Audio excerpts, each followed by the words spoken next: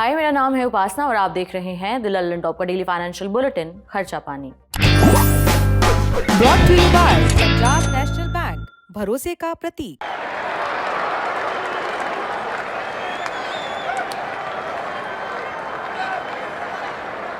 भारत में स्टारलिंक की satellite internet सेवाएं जल्द शुरू हो सकती हैं। स्टारलिंक ने देश की दो सबसे बड़ी टेलीकॉम कंपनियों जियो और भारतीय एयरटेल के साथ समझौता कर लिया है।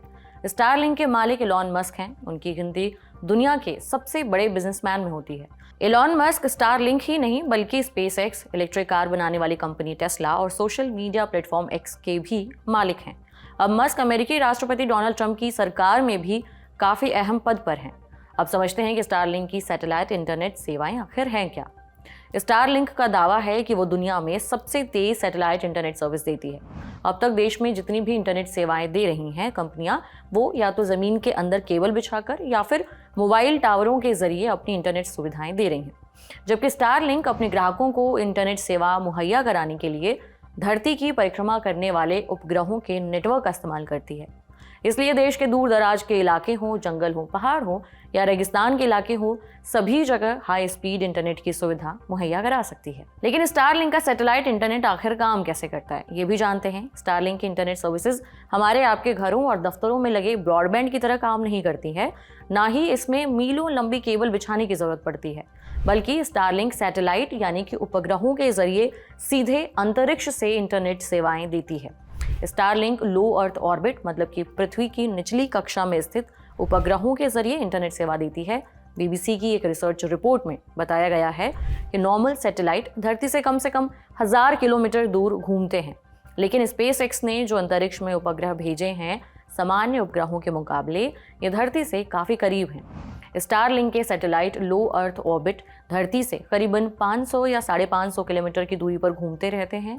पिछले साल जनवरी तक स्पेसएक्स ने 7000 स्टारलिंक सैटेलाइट्स को लो अर्थ ऑर्बिट में भेजा था। इन सैटेलाइट्स के जरिए स्टारलिंक दूर दराज इलाकों तक हाई स्पीड इंटरनेट उपलब्ध कराती है। स्टारलिंक की ये इंटरनेट सेवा कई देशों में पहले से चल रही है। दुनिया के 72 देशों में स्टारलिंक अपनी इंटरनेट सुविधाएं ऑफर कर रही है। पिछले साल दिसंबर के आखिर तक दुनिया भर में स्टारलिंक के करीबन 50 लाख ग्राहक थे। अब अगला सबसे जरूरी सवाल कि इस इंटरनेट सेवा से हमारा आपका क्या फायदा होगा। जैसा कि हमें पता है कि देश के ज़्यादातर शहरों में हाई स्पीड इंटरनेट की सुविधा मिल रही है, लेकिन आज की तारीख में भी देश में काफ़ी ऐसे इलाके हैं जहां इंटरनेट नहीं पहुंच पाया है। कई इलाके ऐसे हैं जहां मोबाइल टावर लगाना या फाइबर केबल बिछाना मुमकिन नहीं है।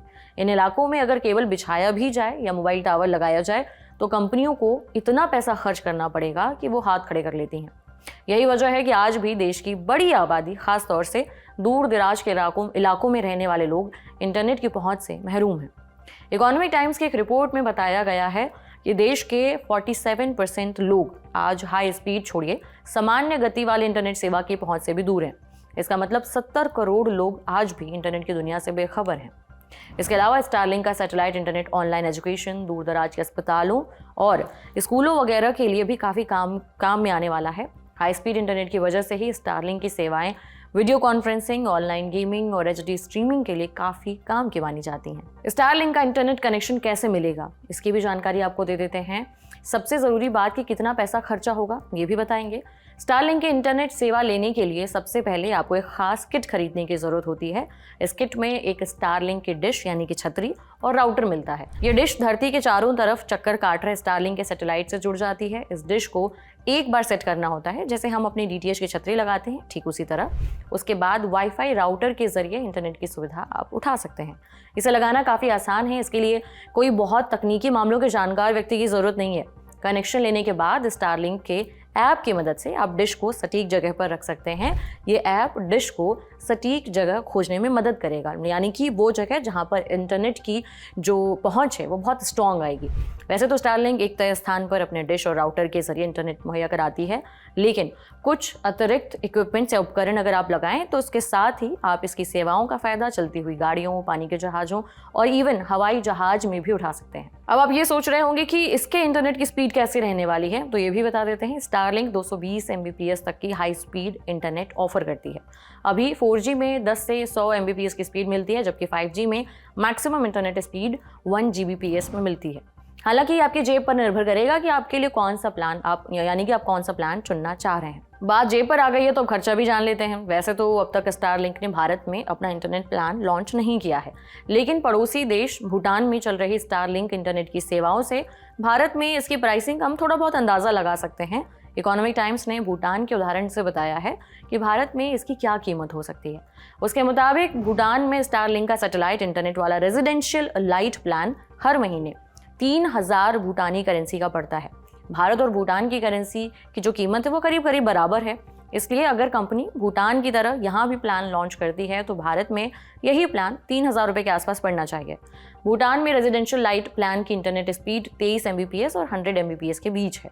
यह speed internet browsing, social media और वीडियो स्ट्रीमिंग के लिए पर्याप्त है। इसके अलावा इससे ज़्यादा स्पीड यानी कि 25 Mbps से लेकर 110 Mbps वाली रेजिडेंशियल प्लान की जो कीमत है वो 4200 नोंगतुम यानी कि भारतीय रुपये में करीब करीब 4200 रुपये, नोंगतुम भूटान की करेंसी का नाम है।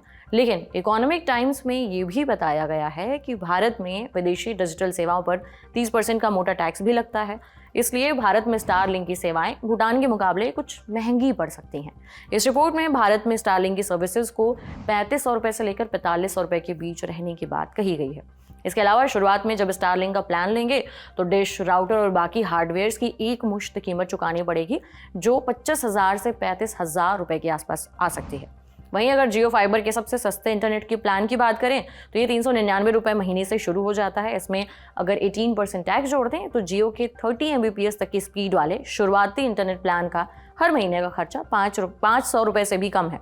इसी तरह 300 Mbps स्पीड वाले जियो फाइबर प्लान की कीमत हर महीने की 1499 प्लस टैक्स है। वहीं भारतीय एयरटेल के घर वाले वाईफाई कनेक्शन की कीमत 499 रुपये प्लस टैक्स है।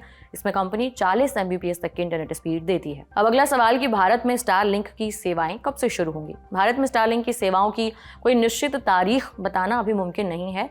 ऐसा इसलिए क्योंकि भारत के टेलीकॉम रेगुलेटर यानी ट्राई और अंतरिक्ष नियामक इन स्पेस ने स्टारलिंक को अपनी सेवाएं शुरू करने की मंजूरी फिलहाल नहीं दी है। कंपनी को स्पेक्ट्रम आवंटन, भारत में डेटा स्टोरेज और सुरक्षा मंजूरी समेत कुछ अन्य मंजूरी हासिल करनी होगी।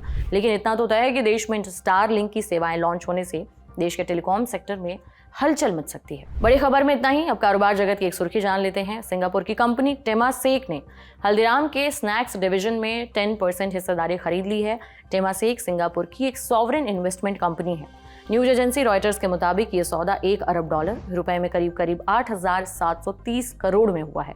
अमेरिका की प्राइवेट इक्विटी ब्लैकस्टोन ने भी हल्दीराम में 20% हिस्सेदारी के लिए ऑफर दिया था, लेकिन बात नहीं बन पाई। इसके अलावा पेप्सिको भी हल्दीराम स्नैक्स फूड में हिस्सेदारी हासिल करने की दौड़ में थी। बता दें कि हल्दीराम ने 1937 में बीकानेर में एक छोटी सी दुकान से अपने बिजनेस की शुरुआत की थी। हल्दीराम ने बेसन की जगह भुजिया बनाने के लिए नई तरकीब चुनी। पवित्रा कुमार ने पेंगुइन द्वारा प्रकाशित अपनी किताब भुजिया बैलेंस में जिक्र किया है कि गंगा बिशन अग्रवाल ने बेसन की जगह भुजिया बनाने में मोठ, एक प्रकार का जो दाल होता है, उसके आटे का इस्तेमाल किया।